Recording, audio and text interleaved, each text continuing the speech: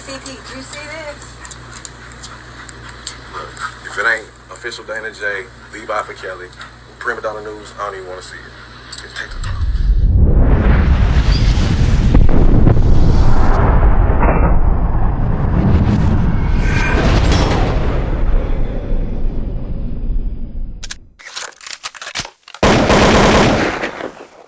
Some breaking news just coming into the newsroom in the past couple of hours. Atlanta rapper Gunna will be released from jail after accepting a plea deal in the RICO case against him. This is according to his attorney. So the rapper, whose real name is Sergio Kitchens, sent a statement to 11 Alive saying in part, "I have chosen to end my own RICO case with an Alford plea and end my personal ordeal by publicly acknowledging my association with YSL." Gunna and his fellow Atlanta rapper, Young Thug, are two of 28 defendants charged in this case, and prosecutors say allegedly the YSL record label is allegedly connected to street gang activity. Gunna has now entered the Alford plea, according to his attorney, as we stated. Now, it's complicated, but that basically means he is formally admitting he is guilty while still pleading he is innocent. Now, in a statement, Gunna says that when he became affiliated with YSL in 2016, he did not consider it a gang, and his focus was entertainment. Gunna has been in custody since May. We have his full statement on our website on 11alive.com, and of course, we're going to have much more tonight at 11. Now, granted, some people are going to be acting surprised at what's going down with Gunna right now. But what he's doing is what most people do when they're hit with a RICO. And all they hear is how they have this conviction rate of this. And nobody wants to stand behind you and support you in your innocence.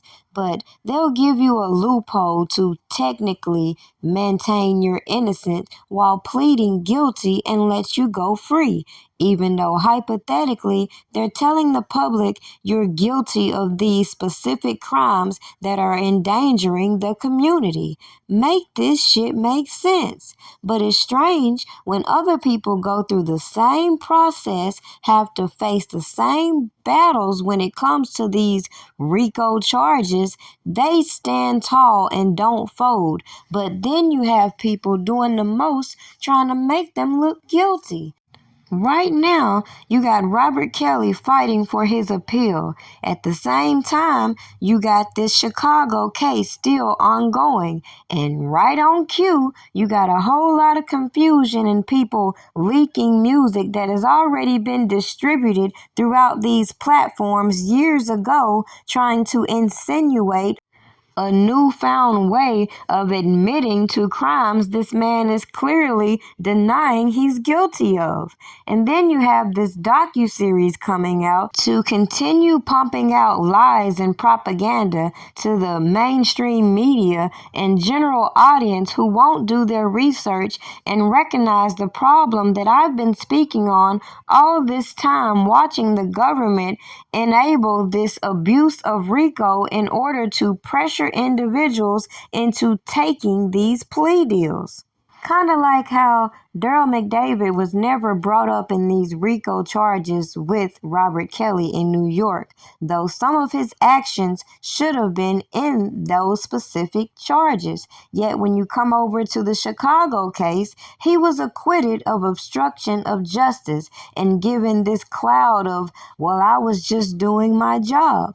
Kind of like Gunna saying, well, I didn't know this was that. And just like that, he can be given a slap on the wrist because so many are convinced that he has nothing to do with any of the gang activities that have been plaguing these areas, considering these are the things that they glorify in their music, and then take offense when the government wants to use these lyrics and build up what they feel may get them a conviction and end up taking these pleas. I just find it strange, though. We witnessed a man face not one, but 2 convictions and still not be interested in a plea. We watched absolutely nobody from the industry come out to this man's defense like they did for Gunna and Young Thug. But at the end of the day, did we see him take a plea? Now, we did see the individuals who don't even know this man, who were doing shit on their own accord for whatever reason, put shit on him, take a plea, and it affect him. Make this shit make sense. Meanwhile, we're going to continue to let these people assassinate this man's character, even though clearly we see what's going on. Now, it just seems apparent to me that they couldn't break this man with all of these accusations. They couldn't break this man with even the convictions. Now, the fact that they're boldly playing over his music, even though people like me have put this information out here publicly for years to let you all know what was going on behind the scenes. So when I see other artists face the same fate and they end up taking these plea deals, a video such as this would never try to compare different cases and different scenarios. However, I have put on display the relation to the corruption and the dirty tactics these government officials will play just to get their convictions. But does that mean they're getting justice? Even more so when you hear thought-provoking content that begs you to stop, look, and think about the things that you're being told. It should be a no-brainer how I could use the similarities in the corruption as to why I hold the government accountable for proving their cases. Now, the biggest difference between what's going on with Gunna and R. Kelly is blatantly obvious. They didn't have this big smear campaign going on with them prior to their case, years before their case. They didn't have all these weird-ass people trying to do shit on their behalf, passing messages, making it appear they're engaging in criminal activity that could be deemed as witness intimidation, among other things. They didn't have an abundance of people interfering with their judicial process or their defense team.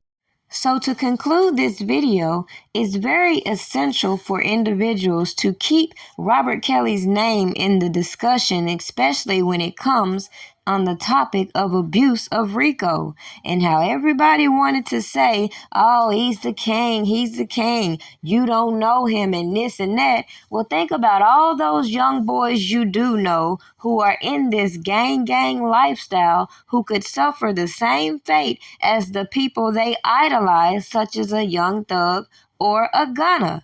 Think about all those plea deals that could be avoided by simply addressing the topic at hand. R. Kelly record. Yeah, me and R. Kelly got a record. I did. Okay, Me and him you did. Guys? Me and him did before I left. Before he left the street. Okay. Wait. So did you guys actually do it together, or you just sent the tracks? Nah, he sent me the record and I knocked it out. Okay. Was that because you were publicly showing support for him?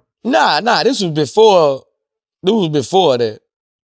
Just notice how Vlad wants to put it out there as though people weren't still actively getting music from R. Kelly when these allegations first arose. So as you heard Boosie point out, people were still clearly working with this man. Thus, my initial issue with a lot of these influencers that wanted to do these interviews and bash this man is that why didn't y'all have that same energy while you were making money off him? Oh, that's right, because they want us to believe that we are the enablers who didn't know shit, and they are the people who could know all the shit and still profit off of this man, then slander him after the fact. Okay. Yeah, this was before. Okay, so was the record done? Was like the hook and his verses and everything already done? Yeah. Okay. And then what, you just did a 16 on it? Yeah, 12. Yeah. A 12. Okay. So you guys put this record together, and then and it was his record, so you sent it back to him. Yeah. And then it never came out. Nah. Okay. Well, you know something, you talk about doing business deals. I mean, I remember he was talking about how no one wants to buy his catalog. Imagine buying R. Kelly's catalog. I'll buy it. I'll buy it. You want to go 50-50 on the R. Kelly catalog? Let's do it. Me and you, co-owners. I'll buy that motherfucker. But it seems like somebody wants this album out to mess with the appeal, because why would I put an album out called I Admit It? Okay, so that's right there. That makes no damn sense.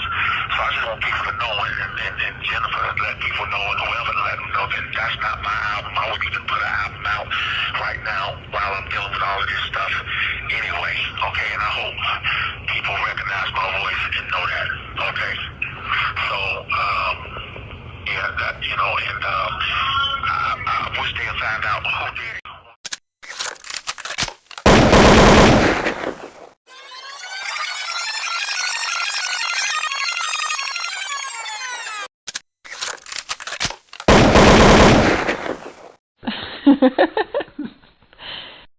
And correct me if I'm wrong, that you have never held anybody against their will. I don't need to. Why would I? Well, How stupid would it be for R. Kelly, with all I've been through in my way, way past, to hold somebody, let alone 4, 5, 6, 50, you said.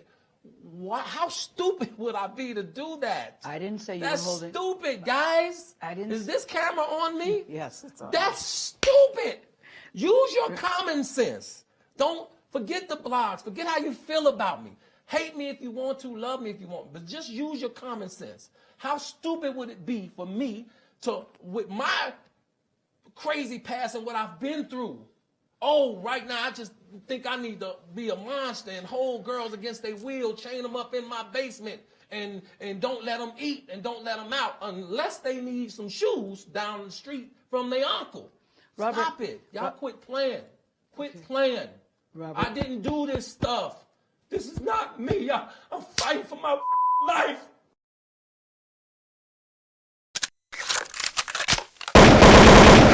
Government, let me tell y'all motherfuckers something. I'm telling you, shit is real. Shit is getting real. I'm telling you, shit is real. Shit is getting real.